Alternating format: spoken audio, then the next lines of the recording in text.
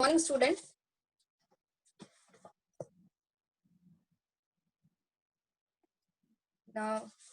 कल हमने only introduction देखा था कि आपको क्या क्या करना है। एक बार मैं फिर से कल की चीजें आज फिर रिपीट कर रही हूँ सारी कि आपको क्या करना है। ओके, सबको आवाज मेरी क्लियर आ रही है? आवाज सबको क्लियर है मेरी?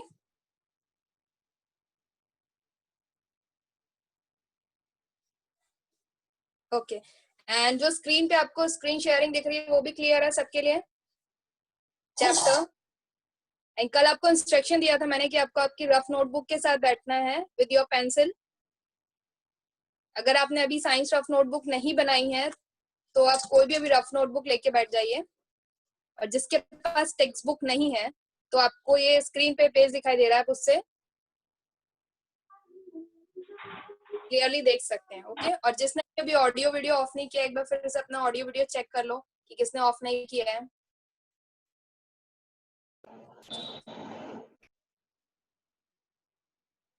Okay, now we start our first chapter. So कल हमने आपको इंट्रोडक्शन दिया था कि living world and classification of microbes. तो लिविंग वर्ल्ड मतलब होता है हम जिस वर्ल्ड में रह रहे थे वहां पर लिविंग हम लोग, ये जो इन्वायरमेंट है इसमें living and non living both the living organism are present. Okay, so उसी का हमको क्या पढ़ना है, इसमें क्लासिफिकेशन पढ़ना है कि लिविंग ऑर्गेनिज्म को कैसे क्लासिफाइड किया है। तो उसमें हमें क्लासिफिकेशन में किसका क्लासिफिकेशन पढ़ना है? माइक्रोब्स का। सो माइक्रोब्स क्या होते हैं? क्लासिफिकेशन मतलब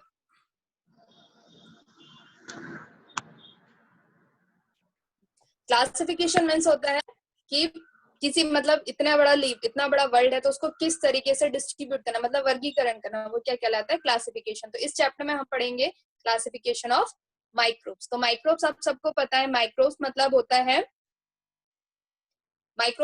होता है ऐसे ऑर्गेनिज्म जिसे हम नेकेड आइज से नहीं देख सकते। अगर हम उसको देखना चाहते हैं तो we use a microscope. Okay, ऐसे लिविंग ऑर्गेनिज्म जो हमें with the help of microscope की हेल्प से दिखाई देते हैं वो क्या कहलाते हैं?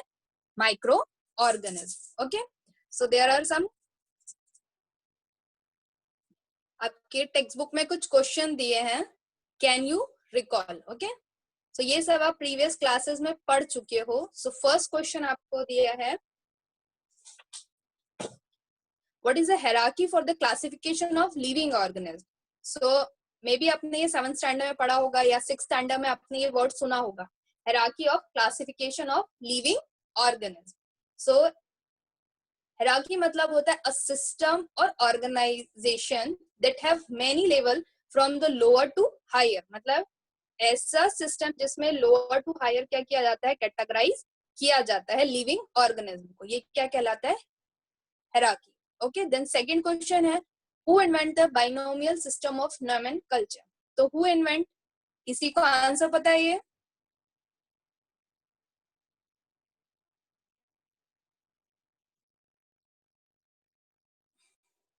No sound ma'am. अगर आप लोग ने हेडफोन नहीं लगाया होगा या फिर आपके जो माइक है उस पर अगर आपने क्लिक नहीं किया होगा तो आपको आवाज नहीं आएगा। Okay, but I'm now who getting invented? your voice, miss. You just continue. Okay miss, Yes. who invented binomial system of nomenclature? तो who invented the binomial nomenclature? Carl von Linne. किसने इन्वेंट किया binomial nomenclature? Carl von Linne. Okay, then which level of, then third question आपके textbook में है, which level of hierarchy are consider while writing the name in binomial nomenclature? तो binomial nomenclature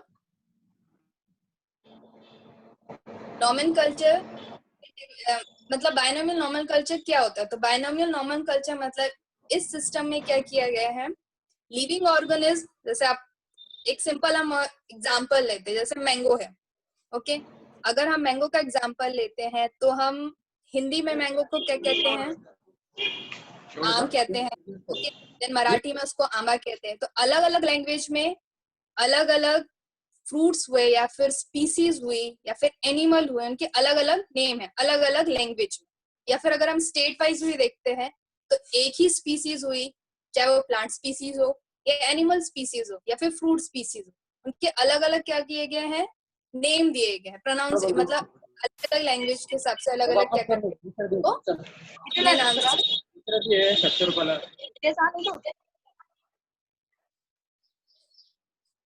अलग अलग नाम से pronounce करते हैं। इसीलिए बाइनोमियल नॉमेनक्लेचर का क्या हुआ है, डिस्कवरी, साइंटिस्ट ने डिस्कवरी की गई है, जिसमें क्या दिया जाता है, किसी भी एक स्पीसीज का एक पर्टिकुलर क्या दिया जाता है, साइंटिफिक नेम दिया जाता है। आई थिंक आपको ये क्लियर हो गया होगा बाइनोमियल नॉमेनक्लेचर, और ये आपको 7th स्टैंडर्ड में या फिर अपने प्रीवियस क्लासेस में ये सब पढ़ा होगा।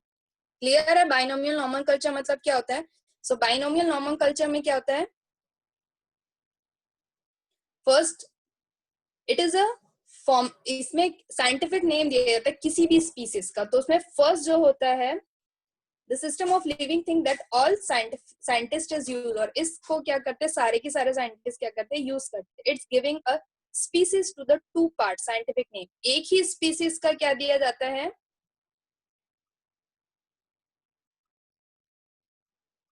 एक ही स्पीसीज के क्या दिए जाते हैं, टू नेम्स दिए जाते हैं। तो फर्स्ट क्या कहलाता है, जीनस कहलाता है, और सेकंड क्या कहलाता है, उसका स्पीसीज कहा जाता है। ओके, फर्स्ट क्या कहा जाता है, जीनस मतलब जेनेरिक नेम, और सेकंड क्या होता है, स्पीसीज नेम। और दोनों की दोनों को हम किस में लिखते हैं, इन इटैलिक, मतलब जो हम कर्सिव हैंडराइटिंग जो इटैलिक लिखते हैं उस टाइप में इन दोनों का नेम को क्या किया जाता है, लिखा जाता है। बस दोनों में डिफरेंट ये होता है, बाइनोमियल नॉमेनक्लेचर में जो जीनस होता है उसका जो फर्स्ट लेटर होता है वो हमेशा क्या होगा, कैपिटल होगा। ओके, एंड जो स्पीसीज होता है उसका जो लेटर होता है वो हमेशा क्या होगा, स्मॉल होगा। पर दोनों की दोनों किस फॉर्म में होते हैं, इन इटैलिक में लिखा जाता है। क्लियर? तो बाइनोमियल नॉमेनक्लेचर इस टाइप एक फॉर्मल नेम दिया जाता है किसी भी स्पीसीज को, जो सारे की सारे साइंटिस्ट क्या करते हैं, यूज करते हैं। क्योंकि अगर साइंटिस्ट जरूरी है कि वो sound clear, sound is clear ना? ओके, तो ये होता है बाइनोमियल नॉमेनक्लेचर। ये आपके प्रीवियस चैप्टर, प्रीवियस क्लासेस के बेस पे ये क्वेश्चंस थे। Now we start our chapter. Okay, so first आपको दिया है diversity and need of classification. So diverse ma'am नहीं समझा, सो एक बार जिस स्टूडेंट को नहीं समझा फिर से एक बार सुनिए। बाइनोमियल नॉमेनक्लेचर एक ऐसा सिस्टम है जिसमें किसी भी स्पीसीज का साइंटिफिक नेम दिया जाता है। ओके, किसी भी एक स्पीसीज, अब वो जरूरी नहीं कि स्पीसीज प्लांट स्पीसीज हो, एनिमल स्पीसीज हो या फिर फ्रूट स्पीसीज हो, सारे की सारे मतलब जितने भी लिविंग ऑर्गेनिज्म हमारे वर्ल्ड में प्रेजेंट है तो उसके लिए एक साइंटिफिक नेम दिया जाता है, और उसी को क्या कहा जाता है, बाइनोमियल नॉमेनक्लेचर। क्लियर? इसमें किसी भी स्पीसीज के टू पार्ट्स के मतलब टू पार्ट्स में उनका नेम दिया जाता है। एक फर्स्ट क्या होता है, फर्स्ट होता है जेनेटिक नेम, सेकंड होता है उसका स्पीसीज नेम। तो जेनेटिक नेम हुआ और एक स्पीसीज। एक सिंपल हम एग्जांपल लेते हैं, ह्यूमन, हम लोग ह्यूमन बीइंग है, तो ह्यूमन बीइंग का भी जेनेटिक नेम दिया है। तो उसका क्या नेम दिया है, होमो सेपियन। क्या दिया है, होमो सेपियन। ओके, तो हमारा जीनस क्या हुआ, होमो, और अगर हमारी स्पीसीज की बात करते हैं तो वो क्या कहलाएगा, सेपियन। ओके, ऐसा ही EPN। ओके, यहाँ पर क्लियर नहीं हो रहा, homo sapien. Now it is clear. बस आपको सिंपल याद रखना है, बाइनोमियल नॉमेनक्लेचर मतलब एक ऐसा सिस्टम है जिसमें किसी भी स्पीसीज का साइंटिफिक नेम दिया जाता है, ताकि अगर हम किसी भी स्टेट में जाए, किसी भी लैंग्वेज में, अगर हम ह्यूमन बीइंग है तो हम ह्यूमन बीइंग बोलते हैं साइंस लैंग्वेज में, किसी को हम मनुष्य बोल रहे हैं, कोई अलग अलग लैंग्वेज में अलग अलग जो हम प्रोनाउंसिएशन करते हैं, मतलब अलग अलग जो बोलते हैं, तो एक साइंटिफिक नेम दिया। अगर जैसे मैंने आपको बोला स्टूडेंट, होमोसेपियन मतलब, तो आप सब आंसर कर पाओगे। ओके, जैसे मैंगो का नाम है मैंगो फेरिका इंडिका। सो ये सब नेम दिए गए, और किसके कन्वीनियंट के लिए दिए गए, ये साइंटिस्ट के कन्वीनियंट के। Now it is clear. Okay, now we start our chapter. So the first topic is biodiversity and need of classification. So classification आप सबको क्लियर हुआ? क्लासिफिकेशन मतलब किसी भी चीज का वर्गीकरण करना. ओके, नाउ बायोडाइवर्सिटी मतलब क्या होता है? विविधता. मतलब इतने लिविंग ऑर्गेनिज्म है तो उनमें क्या होना? डिफरेंशिएशन होना, उसको सब इकट्ठे एक साथ रहना, जो अलग अलग लिविंग ऑर्गेनिज्म सब एक साथ रह रहे, तो it is called biodiversity. Clear? Then last year we learned that all the living organisms on earth have adopted according to geographical reason, food, injection, defense, etc. Okay, so last year we learned that all the living organisms on the earth have adopted मतलब जैसे living organism है, अगर हम जैसे अब महाराष्ट्र की बात लेते हैं तो महाराष्ट्र में कैसा है? बहुत ज्यादा गर्मी होती है. अदर स्टेट के अकॉर्डिंग महाराष्ट्र में गर्म ज्यादा होता है. एकदम से आप लोग महाराष्ट्र से शिफ्ट होके अगर आप कोई कोल्ड प्लेस पे चले गए तो उस जगह के एनवायरनमेंट को आपको अडॉप्ट करने में क्या लगेगा? टाइम लगेगा. मतलब आपको वहां पर थोड़ा सरवाइव करने में क्या होगा? प्रॉब्लम आएगा. पर धीरे धीरे आप क्या करने लगोगे? वहां पर सरवाइव करने लगोगे. अब ऑर्गेनिज्म में है, हम लोग ह्यूमन बीइंग है, हम अपने आप को क्या कर सकते हैं? Ma'am I can not understand. आपको क्या समझ में नहीं आया है? अगर जिस स्टूडेंट को बायनोमियल नोमेनकल्चर समझ में नहीं आया है तो मैं उसकी डेफिनेशन मैं आपको व्हाट्सएप पे सेंड कर दूंगी. आप उसको एक बार क्लियरली पढ़ना, आपको समझ में आ जाएगा कि बायनोमियल नॉर्मल सिस्टम क्या होता है. क्लियर? सो एडॉप्टेशन मतलब किसी भी चीज को क्या करना? अडॉप्ट करना. और अडॉप्ट करने के बाद क्या करना? उसको अपनी लाइफस्टाइल में. Okay. Now adaptation. While adopting a many different are absorbed in organism of a same species too. तो कभी कभी क्या होता है? जैसे देखो अब हम एग्जांपल लेते हैं कैक्टस का. तो कैक्टस कहाँ ग्रो करता है? डेजर्ट एरिया में. और आप सबको पता है डेजर्ट एरिया में क्या होता है? बहुत कम वाटर होता है. ओके, तो कैक्टस ने अपने आप में क्या अडॉप्टेशन कर ली है? जो कैक्टस होता है, आपको उसकी लीव्स पता होगी, वो अपनी स्टेम को ही क्या कर लेता है? किस में मॉडिफाइड कर लेता है? लीफ में मॉडिफाई कर लेता है. और इसके ऊपर आपने देखा होगा कांटे आ जाते हैं. ठीक है, तो ये जो कांटे होते हैं वो क्या करते हैं? जो कैक्टस की लीव्स होती है उसमें जो पोर्स प्रेजेंट होते हैं, आपने ये सब प्रीवियस क्लास में पढ़ा होगा. पोर्स क्या करते हैं? जो लीफ में पोर्स प्रेजेंट होते हैं वो क्या करते हैं? ट्रांसपीरेशन की प्रोसेस करते हैं. किसकी प्रोसेस करते हैं? ट्रांसपीरेशन की प्रोसेस करते हैं. और ट्रांसपीरेशन की जब प्रोसेस करते हैं तो इसमें से क्या होता है? वाटर एब्जॉर्ब होता है. अगर कैक्टस की लीफ में भी अगर जो पोर्स ओपन होते, वहां पर अगर कांटे नहीं उगे होते तो क्या होता? इसमें भी ट्रांसपीरेशन की प्रोसेस क्या होती? हाई लेवल में होती. अगर हाई लेवल में ट्रांसपीरेशन की प्रोसेस होती तो कैक्टस वहां सर्वाइव कर पाता क्या डेजर्ट एरिया में? नहीं. इसीलिए कैक्टस ने अपने आप को क्या कर लिया? वहां पर मॉडिफाई कर लिया. और मॉडिफाइड करने के बाद क्या किया? जो पोर्स थे उस पोर्स के ऊपर क्या प्रेजेंट हो गए? कांटे. और उस कांटे के कारण यहाँ से वाटर क्या नहीं होता? एब्जॉर्ब नहीं होता, इवोपरेट नहीं होता. इसी कारण कैक्टस को हम विदाउट वाटर भी बहुत सालों तक के क्या कर सकता है? वो सरवाइव कर सकता है. Clear? Now, according to 211 census, around 87 million species of living organisms are found on the earth. मतलब 211 में कितने अराउंड स्पीसीज हमें मिली है?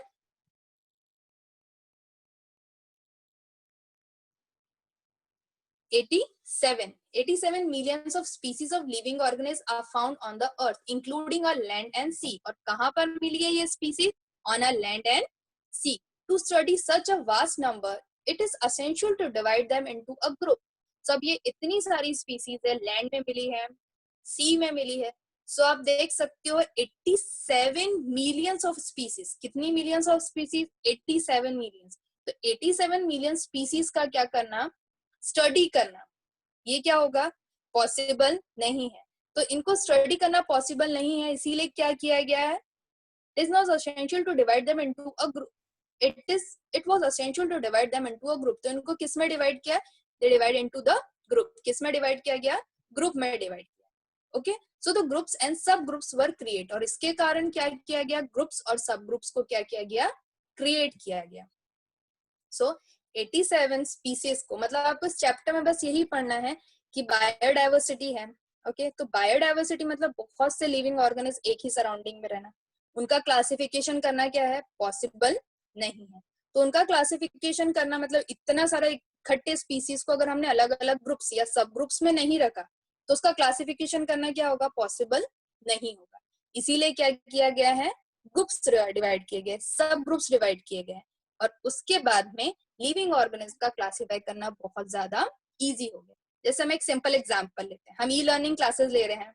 ओके, अगर ई लर्निंग क्लासेस में हम लोग 8th हुआ, 9th हुआ, 10th हुआ, अगर हम सबका इकट्ठे एक ही ग्रुप बना देते हैं तो क्या पॉसिबल होता है टीचर्स को, या फिर हम जूम ऐप पे जो हम क्या बोलते हैं लिंक सेंड कर रहे हैं, सो पॉसिबल होता है एक ही ग्रुप में सारे स्टूडेंट को एक साथ ज्वाइन होना, एक साथ मैसेजेस करना। सो कैसे हो जाता है, बहुत हौच पौच हो जाता है, और आप लोग भी समझ नहीं पाते, टीचर्स भी समझ नहीं पाते। इसीलिए क्या किया गया, ग्रुप्स बनाए गए, देन टीचर्स के सब ग्रुप्स बनाए गए, ताकि teachers student according to their convenient क्या कर सके, एक दूसरे से कांटेक्ट कर सके, और जो हमारी ई लर्निंग की क्लासेस वो कैसे चल सके, स्मूथली चल सके।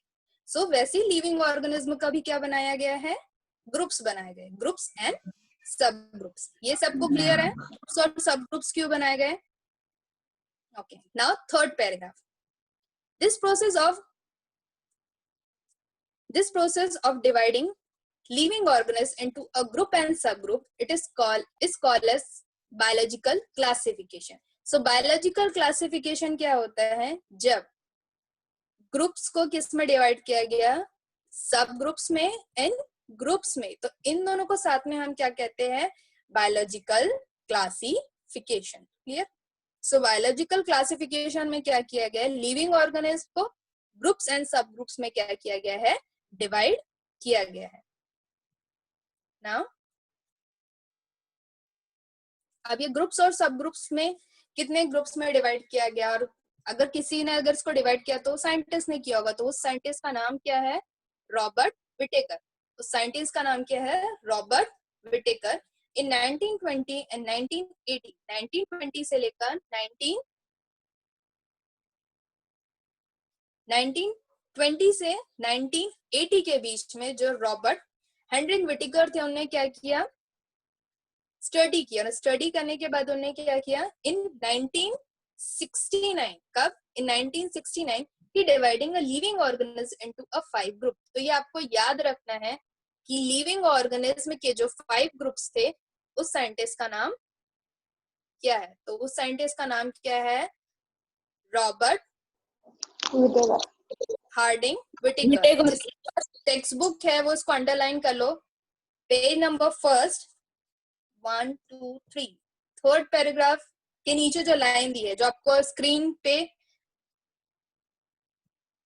जो लाइन अंडरलाइन किया, उसको सब अंडरलाइन कर लीजिए।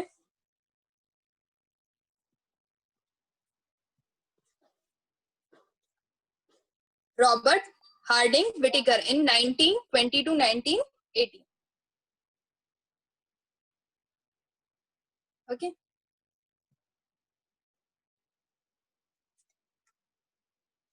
Now in 1969 he dividing a living organism into a 5 group। कितने ग्रुप में डिवाइड किया है लिविंग ऑर्गेनिज्म को, into a 5 group। 5 group।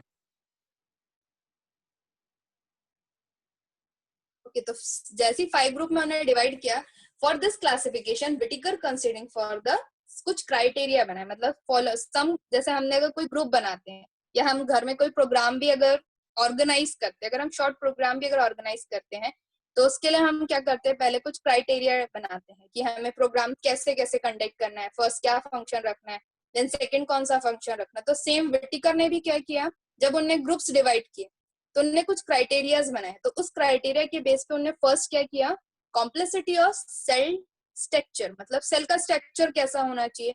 सो उन्होंने सेल को स्ट्रक्चर में कितने पार्ट्स में डिवाइड किया, prokaryotic and eukaryotic. Then organism ने यूनिसेलुलर को अलग रखा, मल्टी सेलुलर को अलग रखा। Okay, then third mode of nutrition. Mode of nutrition आप सबको पता है कि न्यूट्रिशन को हमने कितने पार्ट्स में डिवाइड किया है, ऑटोट्रॉप, हेटेरोट्रॉप। ओके, सो प्लांट प्लांट्स हमेशा क्या होते हैं, ऑटोट्रॉप्स होते हैं. प्लांट्स ऑटोट्रॉप्स क्यों होते हैं? क्योंकि वो अपना खाना खुद बनाते हैं in the presence of photosynthesis. Okay, then उसके बाद में हेटेरोट्रॉप्स एनिमल्स होते हैं, तो वो अपना खाना किससे लेते हैं? From plant. और सेप्रोट्रॉप्स मतलब ऐसे लिविंग ऑर्गेनिज्म जो डेड लिविंग ऑर्गेनिज्म भी क्या होते हैं, प्रेजेंट होते हैं for their feeding. Clear? Then fourth है लाइफस्टाइल. देन लाइफस्टाइल में भी प्रोड्यूसर, कंज्यूमर, देन डिकम्पोजर है. तो प्रोड्यूसर्स क्या है? हमारे प्लांट्स है. ओके, प्रोड्यूसर क्या हुए? हमारे plants. Then animal is a consumer and third one is fungi. Fungi is a decomposer. ये सब आप प्रीवियस क्लासेस में पढ़ चुके हैं. Ma'am I can not understand. What you not understand? Once again देखो, विटिकर है तो रॉबर्ट विटिकर ने क्या किया? 5 classification. Hello, yes miss. Kanchan. Yes miss. Now you just stop this meeting here and tomorrow you just continue, miss. Okay okay. Okay ma'am, okay. Ma'am, there are 15 minutes are left na? No. 5 minutes. Only 5 minutes. Okay.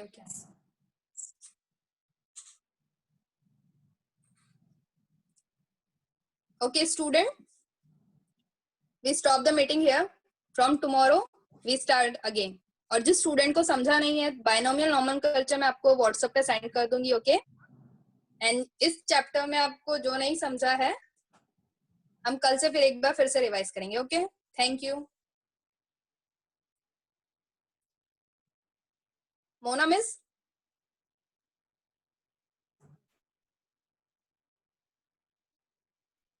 Yes miss, say na. मैं leave कर दे meeting. सबको कहना पड़ेगा student को leave करने के लिए फिर. Yes. I'll just do it na. Okay. Yeah. Because you are the host. Yeah.